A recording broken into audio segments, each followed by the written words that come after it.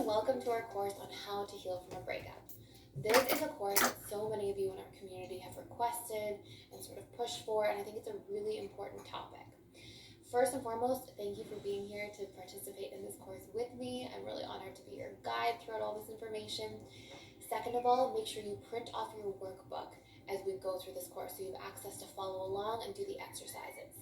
The amount of work you put into this is the amount of reward you're going to get out of doing this and the amount of relief you're going to find if this is something you're struggling with right now. If you don't have access to a printer, you can pull up the workbook on a tab in your phone, or you can just pull it up in a different tab in your computer. Also, make sure you tune in for our live weekly webinars. We normally do 2 live webinars a week. We're adding bonus webinars throughout the course of this month and probably the preceding months as our community continues to grow. And this is a great time to get your questions answered live, to connect with our community, to do the different mastermind groups that are popping out and breakout sessions. There's all these amazing things going on from a community perspective.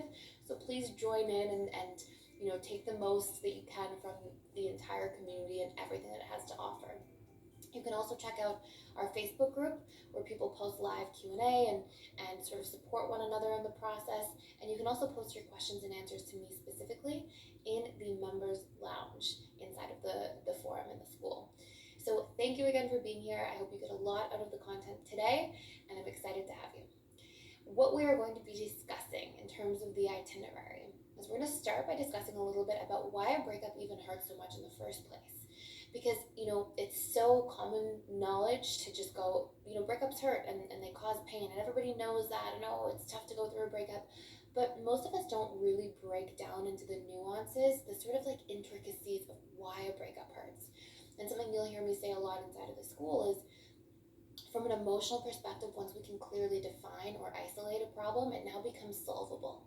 And this is something we really want to be able to focus on, and it applies very much here. So if we can define exactly why a breakup hurts, each of the steps and each of the pain points, then we make those things solvable problems, which means we can speed up the healing process. So we're going to start with that in the itinerary. Then we're going to discuss a little bit about how different attachment styles tend to respond to breakups differently, so that you can sort of hone in on what the pain points might be for you more specifically. And also how different attachment styles tend to respond to no contact, because this is something else that many of you have requested more information about. Then we're going to go through the meat of this course, which is going to be a big clearing process. It's very much related to a trauma clearing process I use in my one-on-one clients historically in the sessions. And these steps are going to be used to significantly reduce the pain of a breakup and to move through it more effectively, being able to take things from it instead of just focusing on what's hurting about it. So I'm going to go through each of these steps very deeply so that you can do this exercise at the end and take yourself through the process of being able to move on and move through the process of breaking up. So thank you again for being here, and I look forward to seeing you in the next module.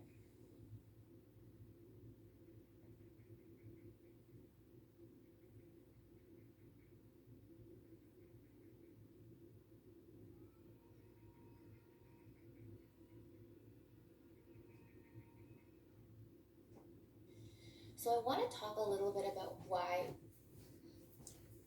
breakups hurt. And before I dive into all the content of it, I want to start by illustrating this with a story.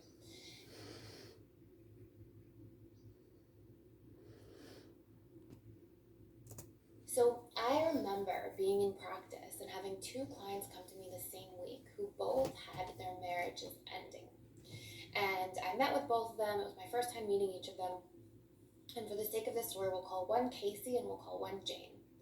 They were both women, and they synchronistically sort of had the same length of marriage. They both married their husbands just after university, and they had met them during their times in university.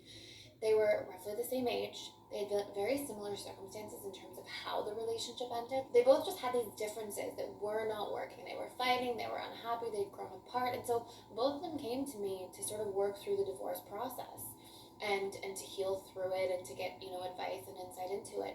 And so I noticed that when Casey came in, she was in extreme suffering.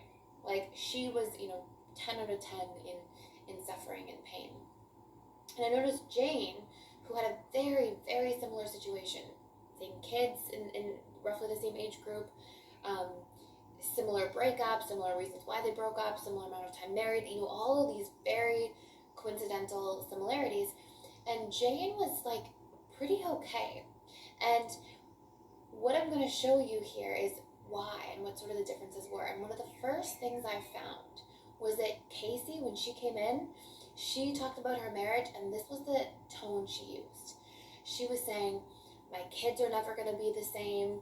I'm going to be alone forever. I was never loved if it didn't work. True love should have made things work out. I'm not good enough. If I was more, attractive, if I was smarter, if I was all these different things, maybe we wouldn't have grown apart. My husband would have spent more time being interested and put the effort in. And the way she was perceiving the situation was creating such a big impact on the situation itself. And Jane, by comparison, and by the way, they were both the same attachment style, which is so interesting. Jane, by comparison, she was saying things to me like, you know what, it's going to be really tough, but it wasn't working.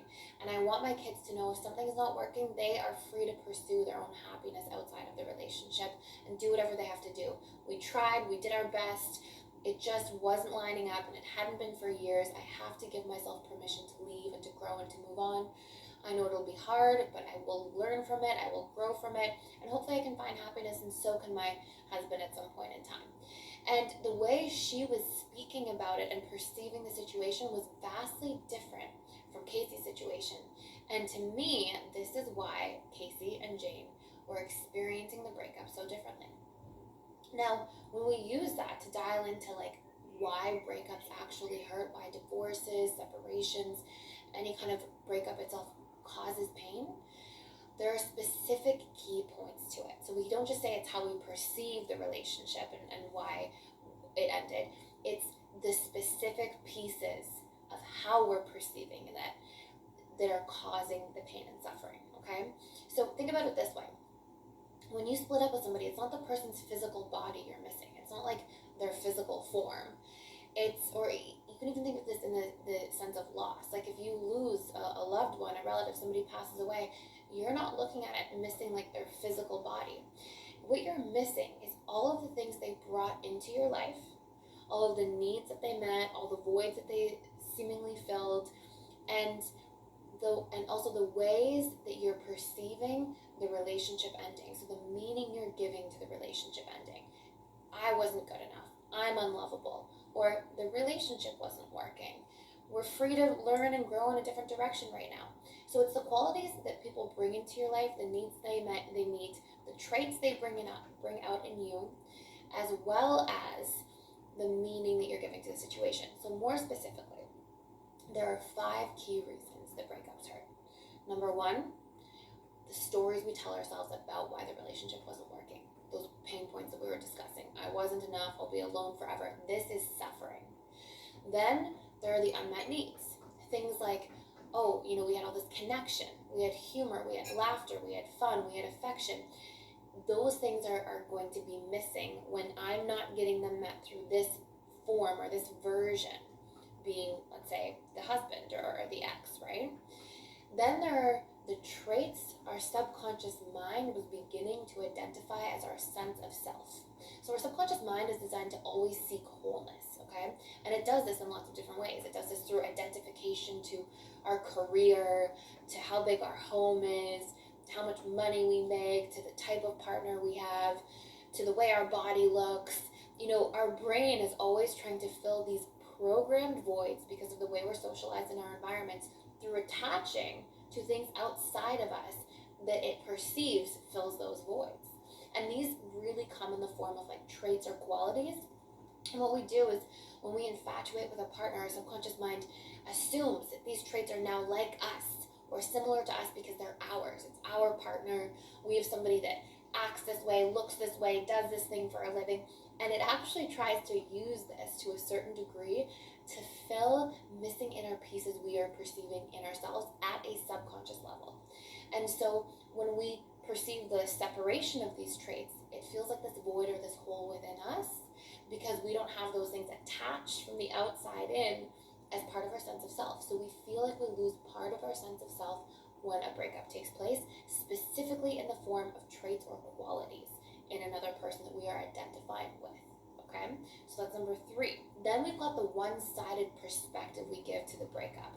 The subconscious mind, because it's survival oriented, is designed to focus on the negative more than the positive. So we go, the future is going to be bleak, all these bad things are going to happen, and the brain can measure all of its losses, but it can't measure what it can potentially gain on the other side, because we don't know. And so the brain focuses on the losses instead of the potential gains, and because of that shift in focus, it creates a lot more unnecessary pain.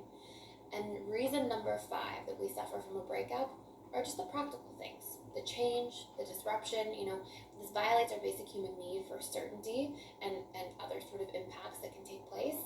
But we look at these changes, again, through that sort of one-sided filter, like, oh, this is only a bad thing. There can be amazing, beautiful, powerful things that come out of change, transformation, endings.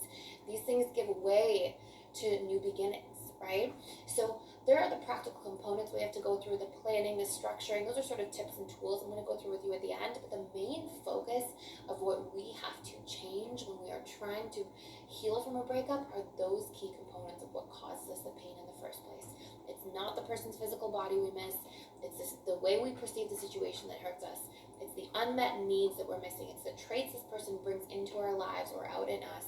And it's the one-sided perspective we tell ourselves, the one-sided meaning we give to the actual breakup, as well as to ourselves in the process, okay?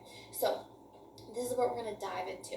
But before we do that, I want to share with you a little bit more in the next modules about how different attachment styles react to breakups differently, and also how dating and the different phases of a relationship actually hurt when we break up in those specific phases as well. So you'll see that some of those 4 key components we just talked about, as well as the 5th practical component of why breakups hurt, apply differently at the different stages in the life cycle of a relationship. So we're going to dive into that as well. So I will see you in the next module.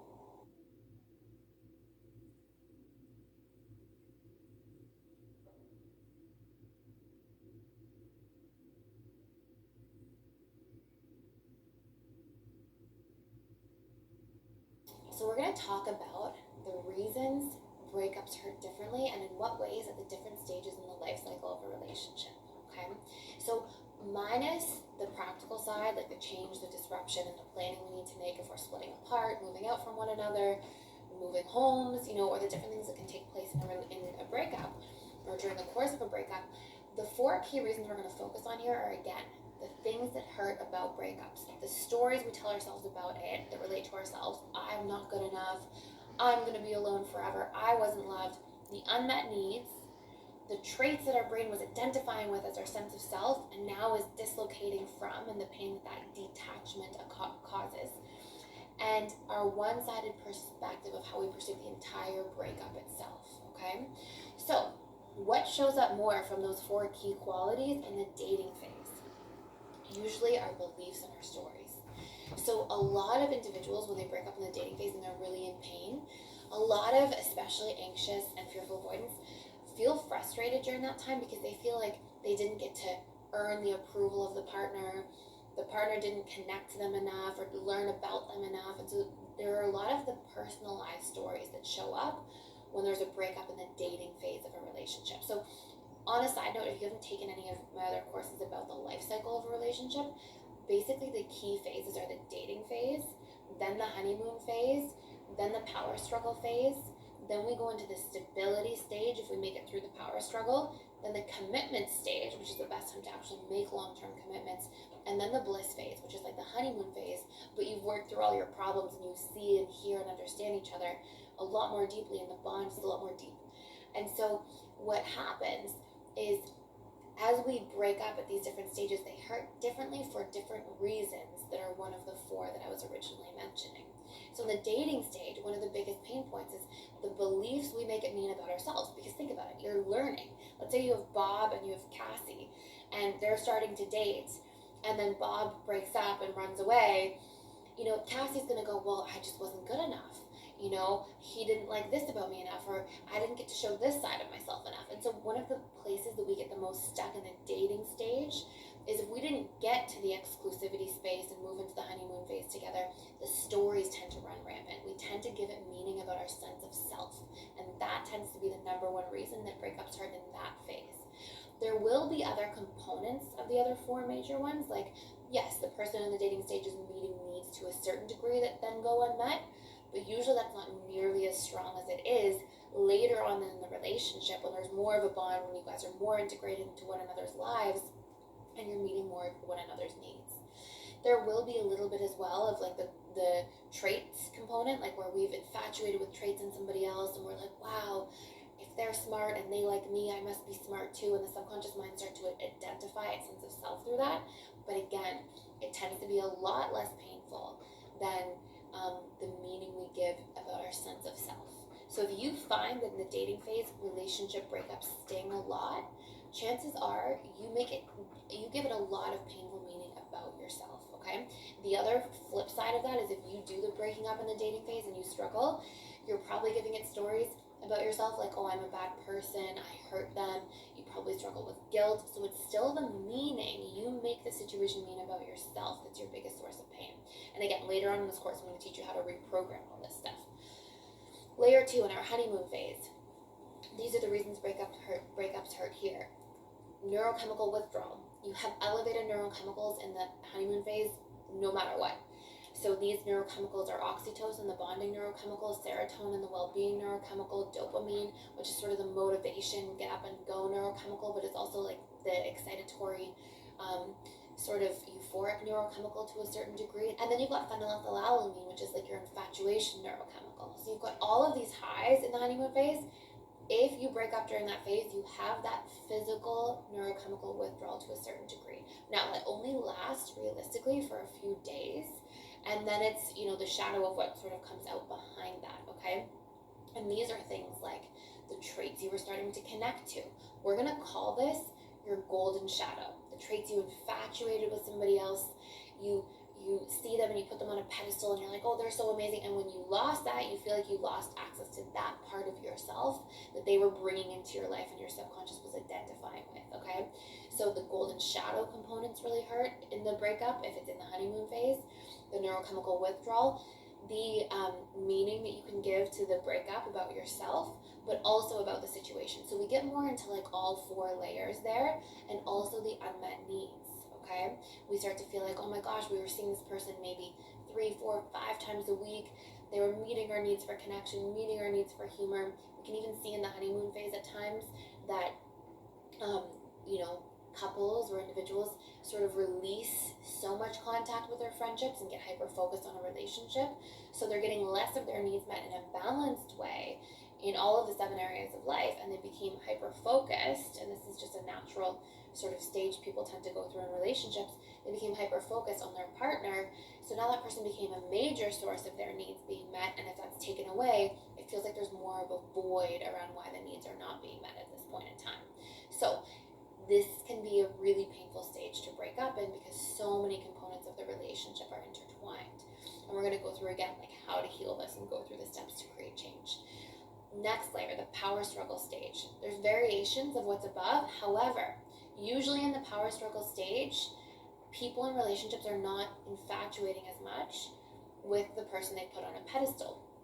There's not usually as much of this golden shadow component where they're like, oh my gosh, this person's so smart, they're so funny, they're so good looking. We've done a lot less of that in the power struggle stage. In fact, usually when people break up in the power struggle stage, it's because they're doing more resenting about the traits that are different from them than they are infatuating. So it actually takes a big portion. Like, imagine that you break up in the honeymoon phase when things are at an all-time high versus you break up in the power struggle stage when you're already on the rocks. It's naturally going to hurt less because you've taken the golden shadow component out of it, and your mind doesn't have to go through that extra step of breaking up with that sense of self that was making it whole, right? It's not going, oh, if they're so smart, I must be smart because they like talking to me about interesting things. It's not doing that like, you are amazing and I'm putting myself sort of way below you, and then if you leave, it takes away from my sense of self. Okay, so the power struggle stage releases that part, which is why, number 1, breakups happen the most in the power struggle stage of a relationship, and number 2, they don't hurt as much as they do in the previous phase. There are other things that will be in here though. you will have certain unmet needs take place, and that can hurt, right? It's like, oh, now we were still spending time together all the time, but we also see in the power struggle stage, individuals tend to be bringing their needs back into balance. They reach out to their friends more, they reconnect with their family more often, so there is more balance, which means that piece tends to hurt less as well. And then the really big pain points that we will see are still the one-sided story about the breakup itself, focusing on all the pain points that come out of it, all the negative, you know, I'm going to be alone again, these sorts of things. And then the self-interpretations we make, what we make it mean about me. I wasn't good enough. I didn't show up well enough in the relationship, and those really painful stories we tell about ourselves and how we personalize the experience, how we make it mean things about us as human beings, right? So the next phase that you'll sort of see is the stability and commitment phases tend to have very strong similarities. But it's significantly, when we struggle with a breakup in the stability or commitment phase, the number one thing that's causing pain has to do with our unmet needs. Because usually if you've proceeded through all those phases, you've dated, you've turned into the honeymoon, you've then moved into the power struggle, you've moved through the power struggle, you made it to the other side, and now you're in the stability and commitment phase, usually there's a lot of close interdependency in the relationship and meeting one another's needs and having patterns together and adjusted into one another's lives very, very fully. And so when the breakup ends in that stage, it's usually the unmet needs that are the most painful. Like, wow, I was getting so many needs met from my partner. A lot of times in this stage, people are already living together or have kids together or a family. And so now it's like that unmet need piece becomes really painful. But commitment, in the commitment stage specifically, it can also be releasing stories of the future that you were really connected to, almost like attached to. So for example, you might have been engaged or thinking about a wedding or thinking about the future and future plans, and because you'd actually attached and identified your sense of self with that projected future, you're losing that as well. The loss of that can be painful. And we'll see specifically for like more anxious attachment styles and sometimes fearful avoidance who lean quite anxious, we'll see that sometimes in the dating phase, because they can be so attached to their stories of the future that early on, and in the honeymoon phase, they can get really attached to that sometimes when there's a loss or a breakup, that's also hurting them very significantly, even if it's quite early to be thinking so much about the future. So the loss of this idealized future is a big part of why breakups hurt as well. And we see this the most in the stability and commitment phases, because usually there are a lot of built-in layers to it. Usually you've had the conversations many times over about moving in or kids or marriage or these types of things, because usually the commitment or stability phases happen a couple of years into the relationship. And so there are probably these conversations that have naturally evolved, okay? There's also the natural disentanglement of the overlap in life together, like the habits you've built. Sometimes you're already living together, have kids, all these different things. And then the disentanglement of identity can also be more prevalent at this level, but specifically in the bliss phase. Now, I'm not going to talk about breakups in the bliss phase for the sake of this course, because breakups rarely happen in the bliss phase. It's very rare that couples separate here. So what I want you to do here is identify, as we dive into the next parts of this course, which attachment styles are impacted the most, how people respond to different things, and the actual clearing process on being able to move through the pain of a breakup. What I want you to try to recognize here is, from those 4 key components and the 5th practical component of just the natural disentanglement of life and change, those 4 key components, okay? The stories you make the breakup mean about you, the stories you tell in general about the breakup, the negativity there, the traits you've infatuated with that you've identified as your sense of self and are now having to detach from, as well as the unmet needs. I want you to take the time to recognize which phase of the relationship you're breaking up in, and as a result, from what we've just gone through in this module, what is hurting you most. Because as we do a clearing process, you can hone in if it's the unmet needs because you're in the stability phase and commitment phase when you break up, if it's the stories you're telling about yourself because it's in the dating phase.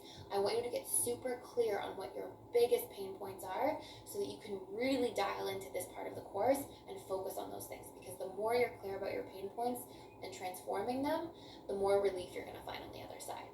So take that all in, take the time to go through that. You have it laid out in your workbook, and I will see you in the next module.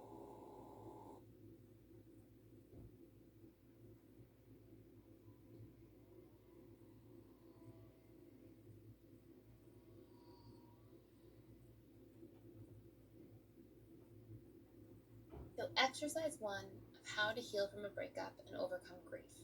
The purpose of this exercise is to recognize which phase of the relationship you are breaking up in and what is hurting you most.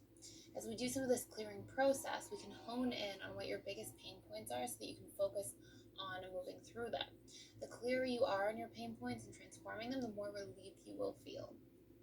So we're going to start by looking at the following page. And I just want you to take a moment to identify which stage of the relationship you broke up in and what the key focuses of healing should be.